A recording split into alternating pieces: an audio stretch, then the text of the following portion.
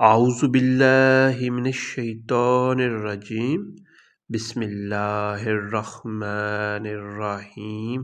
تہمس نے ابن بریدہ سے، انہوں نے یحییٰ بن یامر سے روایت کی، انہوں نے کہا کہ سب سے پہلا شخص جس نے بصرہ میں تقدیر سے انکار کی بات کی مبید جہنی تھا میں یحییٰ اور حمید بن عبدال الرحمن حمیری حج یا عمرے کے ارادے سے نکلے۔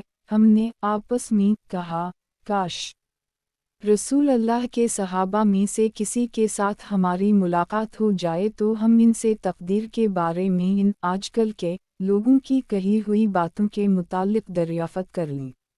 توفیق علیہ سے ہمیں حضرت عبداللہ بن عمر بن خطاب رضی اللہ عنہما مسجد میں داخل ہوتے ہوئے مل گئے۔ میں اور میرے ساتھی نے ان کو درمیان میں لے لیا، ایک ان کی دائیں طرف تھا اور دوسرا ان کی بائیں طرف۔ مجھے اندازہ تھا کہ میرا ساتھی گفتگو کا معاملہ میرے ہی سپرد کرے گا، چنانچہ میں نے عرض کی، اے ابو عبد الرحمن، یہ عبداللہ بن عمر رضی اللہ عنہما کی کنیت ہے۔ واقعہ یہ ہے کہ ہماری طرف کچھ ایسے لوگ ظاہر ہوئے ہیں جو قرآن مجید پڑھتے ہیں اور علم حاصل کرتے ہیں، اور ان کے حالات بیان کیے۔ ان لوگوں کا خیال ہے کہ تقدیر کچھ نہیں، ہر کام نئے سرے سے ہو رہا ہے، پہلے اس بارے میں نہ کچھ طے ہے، نہ اللہ کو اس کا علم ہے۔ ابن عمر رضی اللہ عنہ میم الف نے فرمایا، جب تمہاری ان لوگوں سے ملاقات ہو تو انہیں بتا دینا کہ میں ان سے بری ہوں اور وہ مجھ سے بری ہیں۔ اس ذات کی قسم جس کے نام کے ساتھ عبداللہ بن عمر حلف اٹھاتا ہے، اگر ان میں سے کسی کے پاس احد پہاڑ کے برابر سونا ہو اور وہ اسے خرچ بھی کر دے تو اللہ تعالیٰ اس کی طرف سے اس کو قبول نہیں فرمائے گا یہاں تک کہ وہ تقدیر پر ایمان لے آئے۔ پھر کہا، مجھے میرے والد عمر بن خطاب رضی اللہ عنہ نے بتایا، ایک دن ہم رسول اللہ کی خدمت میں حاضر تھے کہ اچانک ایک شخص ہمارے سامنے نمودار ہوا۔ اس کے کپڑے انتہائی سفید اور بال انتہائی سیاہ تھے۔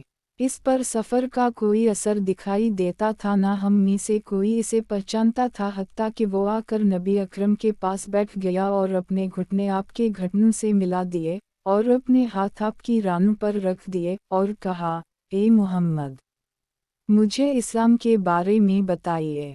رسول اللہ نے فرمایا، اسلام یہ ہے کہ تم اس بات کی گواہی دو کہ اللہ تعالیٰ کے سوا کوئی عبادت کے لائق نہیں اور محمد اس کے رسول ہیں، نماز کا اہتمام کرو، زکوٰۃ ادا کرو، رمضان کے روزہ رکھو اور اگر اللہ کے گھر تک راستہ طے کرنے کی استطاعت ہو تو اس کا حج کرو۔ اس نے کہا، آپ نے سچ فرمایا۔ حضرت عمر رضی اللہ عنہ نے کہا، ہمیں اس پر تعجب ہوا کہ آپ سے پوچھتا ہے اور خود ہی آپ کی تصدیق کرتا ہے۔ اس نے کہا، مجھے ایمان کے بارے میں بتائیے۔ آپ نے فرمایا، یہ کہ تم اللہ تعالیٰ، اس کے فرشتوں، اس کی کتابوں، اس کے رسولوں اور آخری دن یوم قیامت پر ایمان رکھو اور اچھی اور بری تقدیر پر بھی ایمان لاؤ۔ اس نے کہا، آپ نے درست فرمایا۔ پھر اس نے کہا، مجھے احسان کے بارے میں بتائیے۔ آپ نے فرمایا، یہ کہ تم اللہ تعالیٰ کی عبادت اس طرح کرو گویا تم اسے دیکھ رہے ہو اور اگر تم اسے نہیں دیکھ رہے تو وہ تمہیں دیکھ رہا ہے۔ اس نے کہا، تو مجھے قیامت کے بارے میں بتائیے۔ آپ نے فرمایا، جس سے اس قیامت کے بارے میں سوال کیا جا رہا ہے وہ پوچھنے والے سے زیادہ نہیں جانتا۔ اس نے کہا، تو مجھے اس کی علامات بتا دیجیے۔ آپ نے فرمایا، علامات یہ ہیں کہ لونڈی اپنی مالکہ کو جنم دے اور یہ کہ تم ننگے پاؤں، ننگے بدن، محتاج بکریاں چرانے والوں کو دیکھو کہ وہ اونچی سے اونچی عمارتیں بنانے میں ایک دوسرے کے ساتھ مقابلہ کر رہے ہیں۔ حضرت عمر رضی اللہ عنہ نے کہا، پھر وہ سائل چلا گیا، میں کچھ دیر اسی عالم میں رہا، پھر آپ نے مجھ سے کہا، اے عمر، تمہیں معلوم ہے کہ پوچھنے والا کون تھا؟ میں نے عرض کی، اللہ اور اس کا رسول زیادہ آگاہ ہیں۔ آپ نے فرمایا، وہ جبریل علیہ السلام تھے، تمہارے پاس آئے تھے، تمہیں تمہارا دین سکھا رہے تھے۔